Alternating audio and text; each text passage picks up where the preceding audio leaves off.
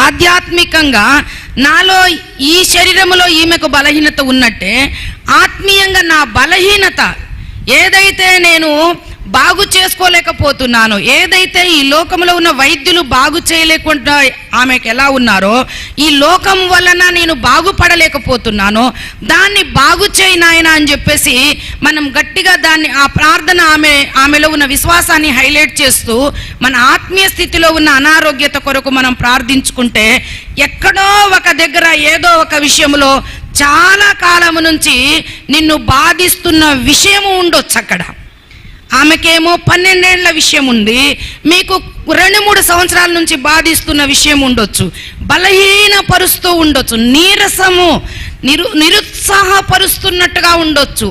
అందరూ ఒకలాగా నాకు ఇలాగున్నదేంటి, దేవునిలో ఉన్నా కూడా నాకు ఇలా ఉన్నదేంటి అని చెప్పి అనిపించే పరిస్థితులు కూడా ఉంటాయి.